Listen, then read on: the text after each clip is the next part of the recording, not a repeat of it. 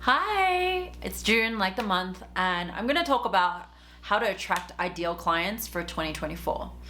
Now, ideal clients specifically are the type who pay you well for your services, are great to work with, there's collaboration, there's clear communication, and there's trust. Recognize when they are not ideal.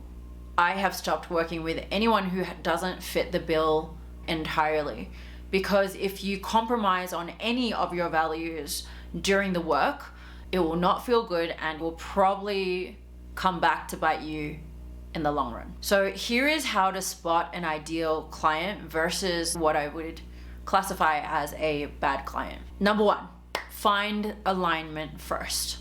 Focus on shared values. If you align on values, then you're going to align within the work. So connect on the things that you both value first.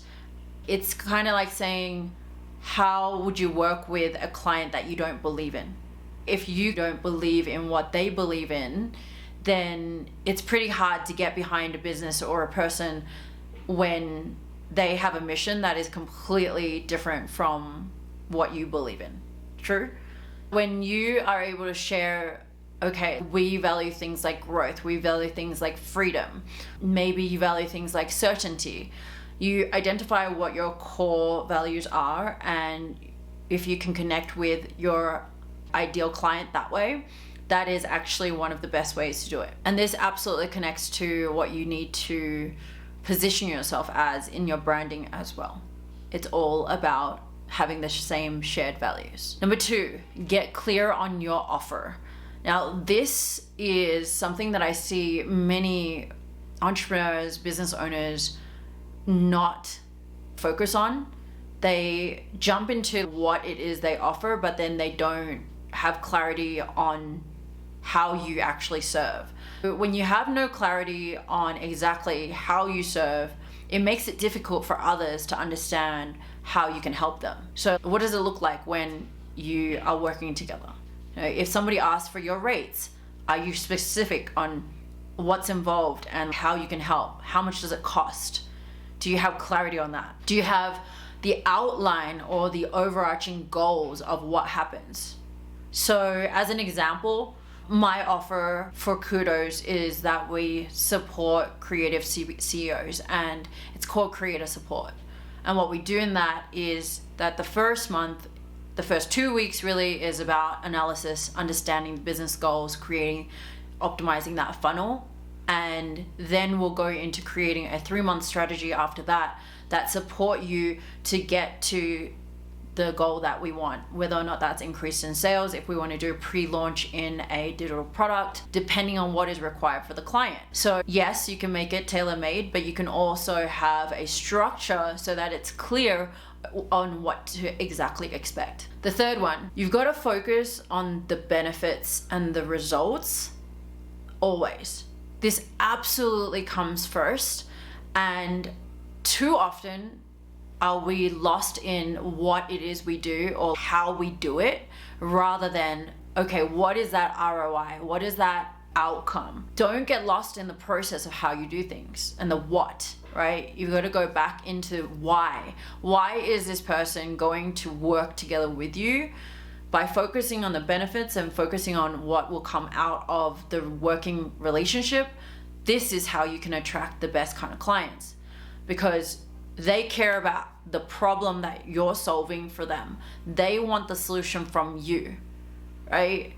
And make sure you've got some sort of proof on how you've done it before for maybe somebody else in the same industry. You do that by grabbing testimonials and talking about the wins that you've generated before. Benefits first, always. Results first, always. The last point I have is that you've got to listen to all of the red flags. This one is sometimes really obvious that there are things that stand out as warnings.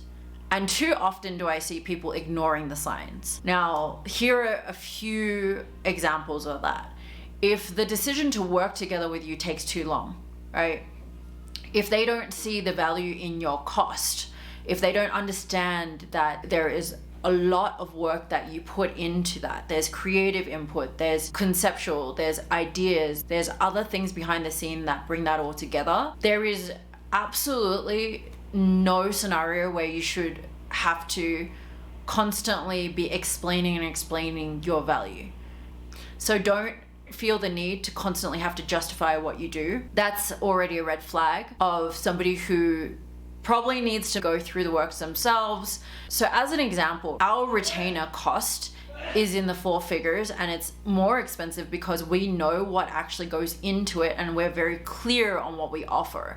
We've done it multiple times over and over again, so we know that, okay, this is what is included within the month, and yes, this is the cost.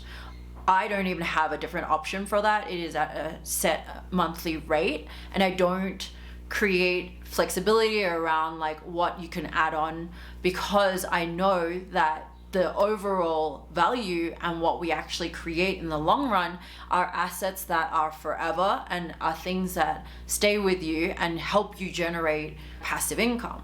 And the last red flag is if they are lowballing you in your proposal really early on, and they're negotiating really hard on it, trying to kind of leverage or take advantage of you and your time and maybe where you're at, that is a red flag.